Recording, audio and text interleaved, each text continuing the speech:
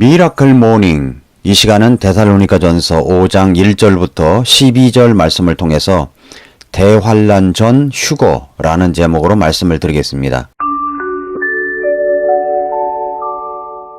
종말론에 대한 이야기를 할 때 예수님께서 지금이라도 오신다면 구원받은 하나님의 자녀들은 공중으로 채여 올라가는 휴거가 일어납니다.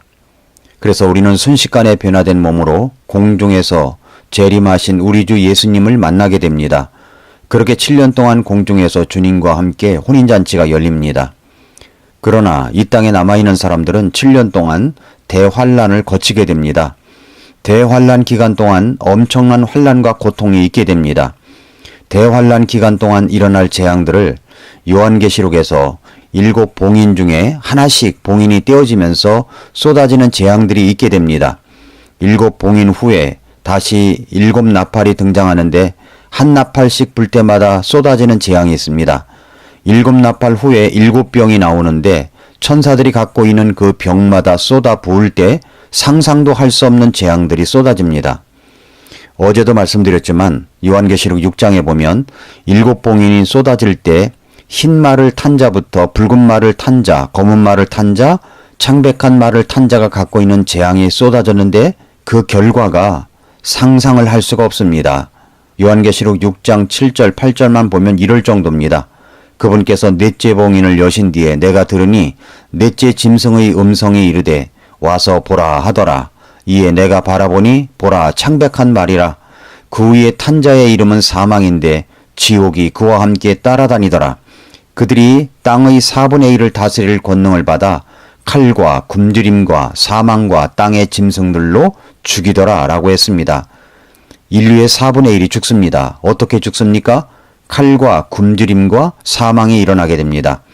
그 중에 생각하는 것이 성경적으로 볼 때 이 땅에서 각국 나라들이 보유하고 있는 핵으로 인한 전쟁은 꼭 일어날 것이라고 내다보고 있습니다. 핵 전쟁이 일어나면 어떻게 될까요? 전 세계에는 약 14,900개의 핵무기가 있는 것으로 추정하고 있습니다. 미국과 러시아가 합쳐서 13,800개를 갖고 있고 나머지 1,100개는 중국과 영국, 프랑스와 인도, 파키스탄, 이스라엘이 갖고 있습니다. 북한도 몇 개 갖고 있습니다. 그런데 이런 핵무기로 인한 전쟁이 일어난다면 어떻게 될까요? 성경은 그저 간단하게 검은 말의 출현으로 지구상에 엄청난 재앙이 일어나게 되어 인류의 4분의 1이 죽는다고 했지만 그 실상을 들여다보면 끔찍하기 짝이 없습니다. 세계 2차 대전 종전을 불러온 일본 히로시마 원폭 생존자들이 증언하고 있는 것이 있습니다. 히로시마에 핵폭탄이 떨어졌을 때 검은 구름 같은 비가 내리며 밝은 대낮이 어두워졌다고 말합니다.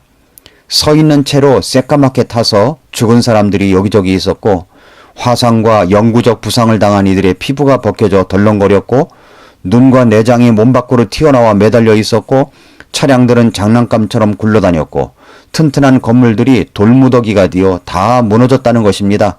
엄청난 불이 일어났습니다. 이것이 1945년에 일어난 일입니다. 그런데 그로부터 74년이 지난 2019년 지금 만약에 지금 핵무기를 쓴다면 그보다도 더욱 지독할 것입니다.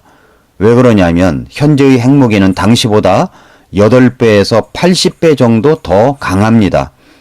현대사회에는 취약한 정부 테크놀로지와 식량 및 연료의 장거리 공급 루트에 크게 의존하고 있기 때문입니다. 내가 사는 곳을 보십시오. 중앙난방, 또 수도, TV와 인터넷, 휴대전화를 통한 정보 수집에 있어서 모두 다 전기에 크게 의존하고 있습니다. 핵무기로 인한 타격은 수도, 난방, 조명, 정보, 휴대전화 사용이 모두 불가능하게 됩니다. 그뿐만이 아닙니다. 지역 유통처에 있는 식량은 며칠 분량에 불과합니다. 도로는 파괴되고 통신은 두절되고 은행 시스템은 붕괴되고 공항과 항구는 파괴되어 식량을 공급할 수 있는 기반이 다 무너집니다. 국제지원단체 및 보건기관들은 모두 단 하나의 핵폭탄만으로도 수십만의 피해자가 발생해 부상자들을 도우려고 해도 손이 부족할 것이라고 말합니다. 그래서 화상, 골절, 날아온 잔해에 의한 깊은 자상 등의 심각한 부상을 입은 사람들이 치료를 받지 못하게 됩니다. 이것만이 아닙니다. 서유럽의 대부분 지역들은 발전소나 도시 등의 핵 공격 표적에 둘러싸여 있어서 기상과 바람 상황에 따라 방사능 낙진이 일어나게 됩니다. 몇 시간 만에 치명적인 양을 흡수하고도 며칠 또는 일주일까지 아무 증상도 경험하지 않을 수 있습니다. 방사선병은 구토, 설사, 뇌출혈 등을 동반합니다.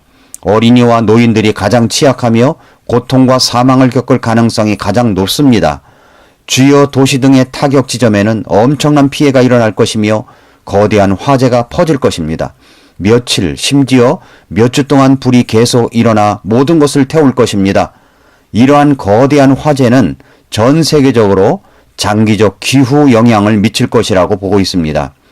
그 다음에 어떤 일이 일어날까요? 여러분은 핵겨울이라는 말을 들어보셨습니까? 그렇게 하여 연이어 핵겨울이 옵니다.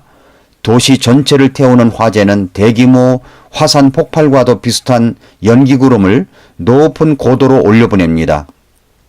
이 구름이 햇빛을 가려 온도 저하가 일어납니다.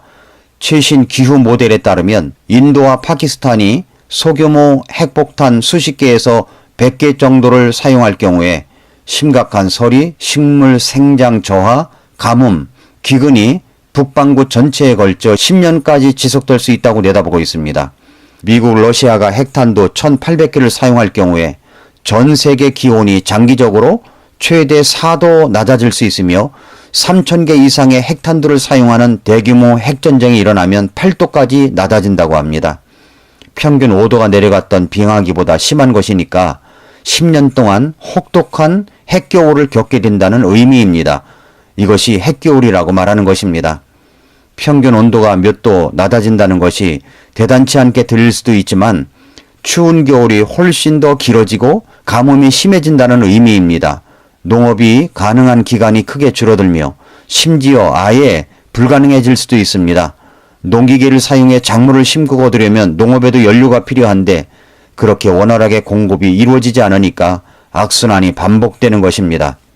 현실적으로 대규모 핵전쟁이 일어난다면 트라우마를 잊고 갑자기 산업시대 전으로 되돌아간 상황이 벌어지게 됩니다. 전 세계 규모로 재앙이 일어나면 폭격 지역에서 멀리 떨어진 사람들은 일단은 살아남겠지만 그 어떤 종류의 회복도 수백 년은 걸릴 것입니다. 인류가 현재 가지고 있는 핵무기의 양이 이러한 세계적 재앙을 일으킬 수 있다는 사실은 현대 문명의 충격적인 사실입니다. 이런 일이 지구에서 일어나지 않아야 되는데 성경은 그것이 핵무기다 라고 말씀하고 있지는 않지만 첫째 봉인부터 넷째 봉인까지 개봉되면서 그 말탄자들이 나타나 재앙을 쏟아내는데 이런 핵무기 전쟁의 결과와 비슷한 상황이라고 볼 수 있는 것입니다. 그렇게 하여 인류 4분의 1이 죽습니다. 서울만 해도 4분의 1이 죽습니다. 대한민국만 해도 4분의 1이 죽습니다. 그 고통의 죽음으로 모든 것이 끝나는 것이 아니라 그 죽음 뒤에는 하나님의 심판이 기다리고 있습니다. 그 심판은 둘째 사망, 불호수에 떨어지는 지옥입니다. 그 기간은 영원합니다. 영원히 지옥의 고통 속에서 지낼 수밖에 없습니다. 이러한 모든 사실은 정해져 있는 사실입니다. 이러한 재앙들이 언제 일어납니까? 대환란 기간에 일어납니다. 아직 재앙의 시작에 불과하지만 계속되는 재앙은 상상할 수 없는 일들이 일어나게 될 것입니다. 요한계시록은 앞으로 일어날 일들을 예언하고 있는 사실을 기록한 것입니다. 요한계시록의 7봉인의 재앙, 7나팔의 재앙, 7병이 7병의 재앙 중에 이제 겨우 7봉인 중 넷째 봉인만 풀렸을 뿐인데 생각만 해도 두렵고 떨리는 일이 아닐 수 없습니다. 오늘 본문 데살로니가전서 5장 1절부터 3절을 두렵고 떨리는 마음으로 읽어보십시오. 그러나 형제들아 그 때와 그 시기에 관하여는 내가 너희에게 쓸 필요가 없나니 주의 날이 밤에 도둑같이 이르는 줄을 너희 자신이 완전히 아느니라. 그들이 평안하다 안전하다 하고 말할 그때에 아이벤 여자에게 해산에 고통이 임하는 것 같이 갑작스러운 파멸이 그들에게 임하나니 그들이 피하지 못하리라 말씀했습니다. 정말 피하지 못합니다. 갑작스럽게 임하기 때문입니다. 주님은 우리가 평안하다 안전하다 살만하다고 말할 그때 갑자기 오십니다. 주의 날이 밤에 몰래 찾아오는 도적같이 온다고 하셨습니다. 아무도 예상하지 못할 때 우리 주님은 오십니다.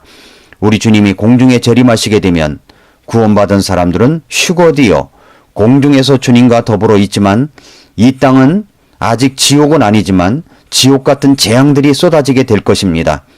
하나님께서는 데살로니가전서 5장 1절부터 3절의 그런 재앙들이 일어나지만 또한 4절부터 6절까지 이렇게 말씀하십니다. 그러나 형제들아 너희는 어둠 속에 있지 아니한즉 그날이 도둑같이 너희를 덮치지 못하리라. 너희는 다 빛의 자녀여 낮의 자녀니라. 우리는 밤이나 어둠에 속하지 아니하니 그러므로 우리는 다른 사람들처럼 잠자지 말고 오직 깨어 정신을 차리자. 사랑하는 애청자 여러분, 우리가 이런 대환란의 말씀을 들을 때 어떻게 살아야 하겠습니까? 우리는 대환란 전에 구원받았기 때문에 모두 휴거가 됩니다. 이 땅에서 대환란을 겪지 않습니다. 이것을 환란 전 휴거라고 말합니다. 대환란 전 휴거, 대환란 전에 우리는 휴거가 된다는 말입니다. 그렇다면 우리는 이런 사랑과 은혜에 어떻게 살아야 하겠습니까? 말씀 그대로 우리는 이제 어둠 속에 있지 아니한 사람들입니다. 그렇기 때문에 우리에게 그 대환란의 날이 덮치지 못합니다. 우리는 다 빛의 자녀들입니다. 낮의 자녀들입니다. 우리는 밤이나 어둠에 속하지 않았습니다. 그래서 우리는 다른 사람들처럼 잠을 자서는 안 됩니다. 오직 깨어 정신을 차리자. 깨어 정신을 차리십시오. 안일하게 살지 마십시오. 이런 대환란에 들어가지 아니하고 휴거될 수 있도록 하신 우리 하나님께 얼마나 감사합니까? 그렇기 때문에 정신을 차리고 살아야 합니다. 11절에 이렇게 말씀합니다. 그러므로 너희가 지금 하고 있는 것 같이 너희끼리 함께 위로하고 서로를 세우라. 주일마다 예배 때마다 구원받은 성도들끼리 함께 위로하고 서로를 세우는 사람들이 되어야 합니다. 모이기에 힘쓰십시오. 모이기를 패하며 열정이 식어진 분들은 정신을 차리십시오. 나를 구원하시고 지금이라도 예수님이 오신다면 대환란에 들어가는 것이 아니라 나를 건져주시고 휴거할 수 있도록 하신 우리 예수님께 경배와 찬양을 올려드리십시오. 나 같은 죄인 살리신 주님의 은혜에 감사하십시다. 그것이 바로 예배에 대한 열정을 갖는 것입니다. 그것이 바로 함께 모이며 서로 위로하고 서로를 세워주는 것입니다. 그래서 우리는 매일 아침 미라클 모닝 말씀을 통해서 오늘의 양식으로 삼고 살아가야 매일 정신을 차릴 수가 있습니다. 오늘도 미라클 모닝입니다.